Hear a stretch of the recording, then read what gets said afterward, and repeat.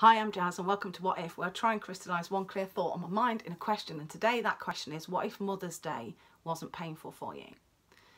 The reality of Mother's Day and Father's Day is that some people find it very difficult to get through.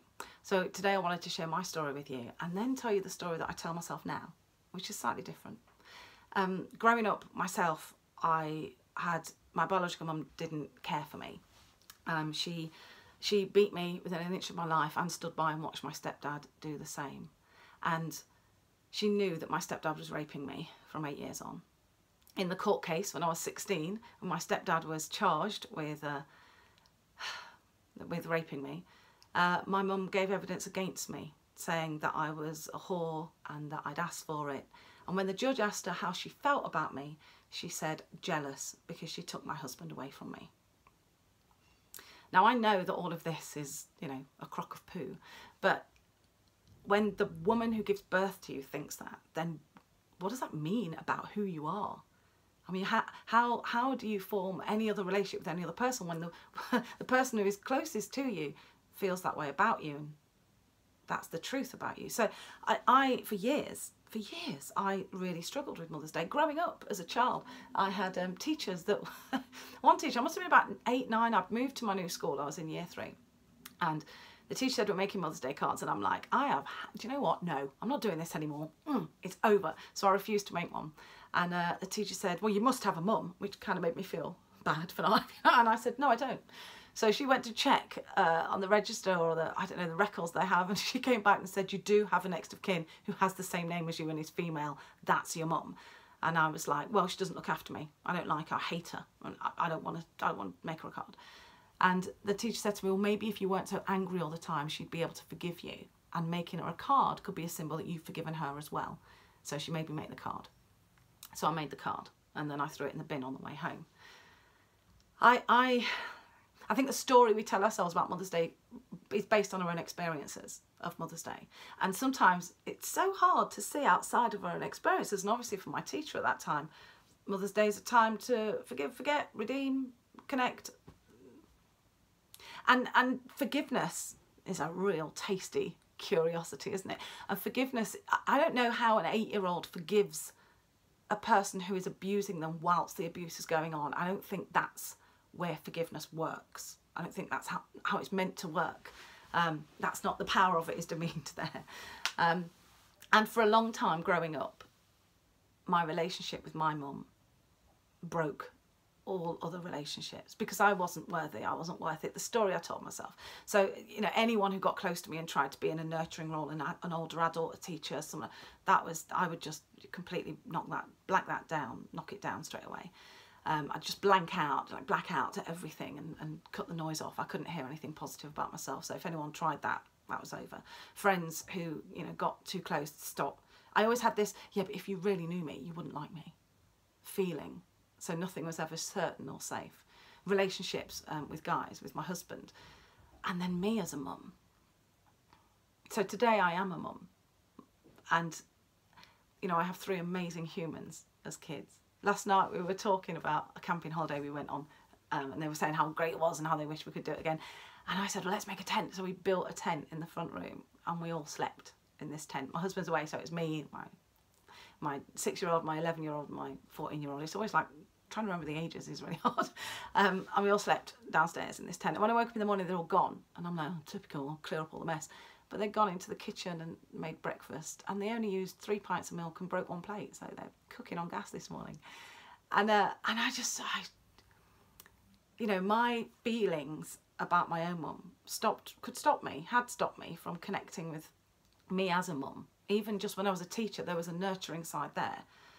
But now with my own children, the last I heard of my biological mum was at my stepdad's funeral. I didn't go, but my brothers and sister did. And when it kicked off, as it invariably does, she was dragged away wielding a stick at my brothers and sister, shouting that it was all their fault and they'd never amount to anything and they were never any good. But what I know is that the story she tells herself has to be that it's all our fault, because she's stuck in that world of this is my experience. If she was able to look at the possibility, consider the possibility of her role in what happened to us, she'd spontaneously combust. The capacity needed for that, the commitment, the work. needed for that. I don't know that she's able to do that. Certainly not without help, and even then. But what I know is that there's a choice. There is always a choice. You have a choice.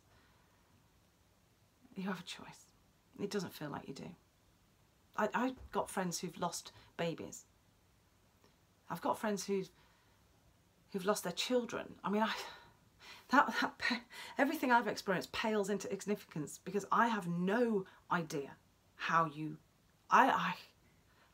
move through that, come back from that. I don't know how you go on, but I know it's possible, and I know it's down to choice.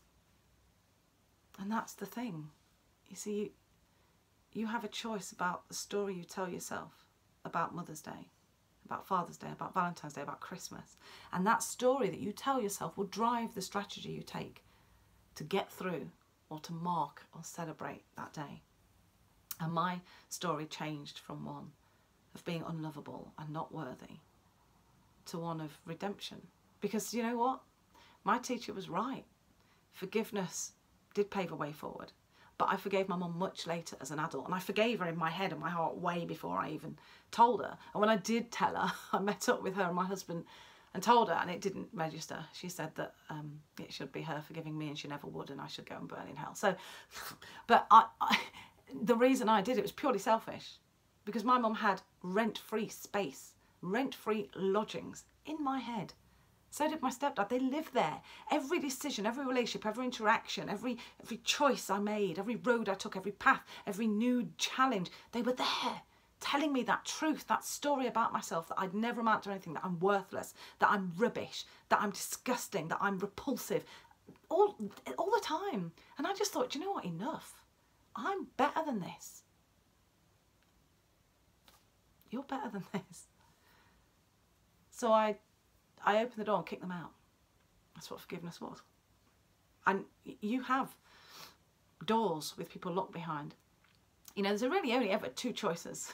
You can do something to make it better, or you can do something to make it worse. I mean, doing nothing makes it worse. So you really only have two choices. And it could be worse for your mum, or worse for the person, or worse for you. But you have to decide what you're worth. You have to decide what your new story is. What story do you want to tell yourself? Because the story I tell myself now is that I have formidable women, incredible females in my life, strong, compassionate army of females in my life that have taught me what it is to be a woman, to be a human, to be a sister, a mother, a girl, a grown-up. And I have them to thank. I have so much wealth. And on days like today, some of them are also struggling. So I want you to make a choice.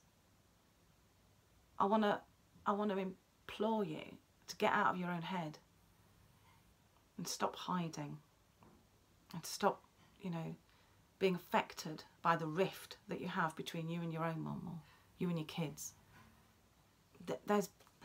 There's more out there. This is keeping you, it's holding you captive in a prison with glass walls that you can see through, but if you tried to walk past it, it would knock you back to the ground, and it doesn't have to be that way. If I can come back from my mum standing in court and accusing me in front of everyone of being to blame for her husband raping me, then you can come back from whatever it is that is stopping you from claiming today as a story that encourages peace and brings you actual joy. So make a choice. There's always a choice. And the choice is yours. So what will your choice be about the story you tell yourself about Mother's Day? What new story do you want to write about today? Who have you got in your life that you can stand with because they're struggling or because they give you strength? Pick up the phone, send them a text, email them, WhatsApp, Instagram, Facebook, whatever. Get hold of them today. Don't be alone, and don't stay in your own head. Get out of your own way and reclaim Mother's Day for yourself. It is entirely possible. And on the other side of that is air.